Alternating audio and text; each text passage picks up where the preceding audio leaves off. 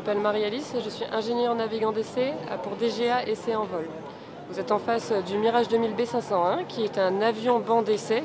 Avion banc d'essai, c'est-à-dire que c'est un porteur qui nous sert à faire les essais du radar du Rafale. Donc c'est un avion qui a été entièrement modifié pour faire ça. Pour pouvoir monter le radar du Rafale sur un Mirage 2000, on a presque coupé le nez de l'avion pour y installer un autre radome. Le radome est le radar du Rafale. Donc ça veut dire des lourdes modifications, qui impactent notamment la masse et le centrage de l'avion. Donc on se retrouve avec un nez qui est plus lourd que le nez initial, donc ça veut dire qu'il a fallu mettre des lestes par ailleurs sur l'avion. Aussi des modifications de la puissance électrique de l'avion qui étaient nécessaires, des modifications au niveau du refroidissement du radar puisqu'il faut un refroidissement spécifique, des modifications également des paramètres nécessaires puisqu'il faut faire croire au radar que c'est un Rafale qui est le porteur du capteur. Donc ce type de modifications, certaines sont réalisées par l'industriel, par le concepteur de l'avion, Dassault dans le cas présent, sur spécification DGA Essai en vol. Ces modifications ont été réalisées au travers des différents standards sur une ouverture de domaine particulière qui a été réalisée pour avoir le droit de voler avec cette configuration-là. Cet avion fête ses 40 ans cette année, il a toujours volé au profit des essais en vol, il n'a jamais eu de carrière opérationnelle et ça fait 30 ans qu'il sert aux essais du radar du Rafale. Donc cette année, cet avion fête ses 40 ans, ça veut dire qu'il sera sorti du service en fin d'année, entre octobre et novembre 2023. Et donc un Rafale avion banc d'essai arrivera à DGA Essai en vol à partir de 2026. Et pour 3 ans, nous aurons un Rafale en prêt des forces qu'il faudra équiper de kits, cette fois-ci non intrusifs, puisqu'il faut qu'à l'issue du prêt, nous soyons en mesure de rendre le Rafale en l'état pour qu'il puisse être réintégré dans les forces. Grâce aux modifications qui ont été apportées sur le Mirage 2000 B501, nous pouvons tester tous les standards du radar du Rafale.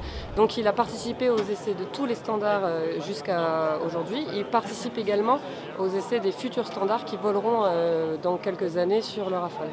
Et donc le remplaçant du B501, le Rafale ABE, aura le même usage, c'est-à-dire que nous avons besoin de ces porteurs pour tester les futurs standards qui voleront un jour sur le Rafale.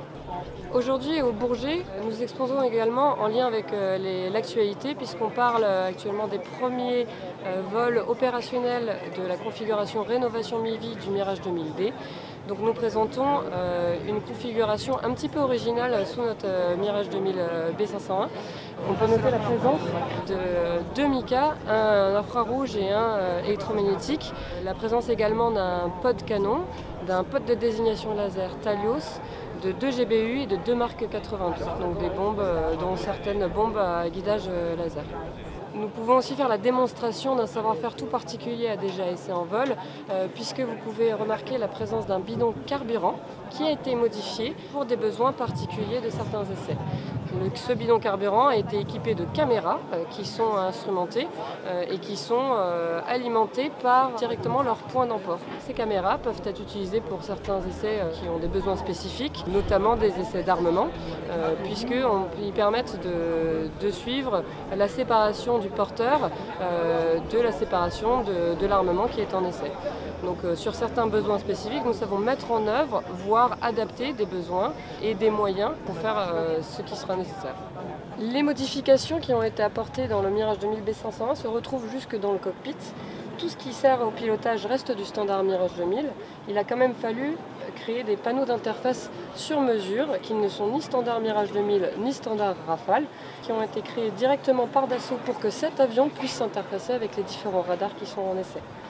Donc grâce à ce panneau d'interface, nous avons la possibilité de rentrer dans les nouveaux modes ou fonctionnalités qui sont en essai pour les futurs développements ou des nouvelles fonctionnalités qui arrivent dans le radar. Donc grâce à ces panneaux, nous savons réattribuer certains messages pour éventuellement réaffecter des commandes et ainsi rentrer dans les modes qui sont en essai.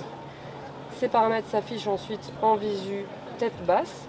C'est une réadaptation d'une ancienne visu latérale Rafale qui n'est pourtant plus en utilisation aujourd'hui puisque les Rafales sont dotés de panneaux digitaux, des panneaux tactiles.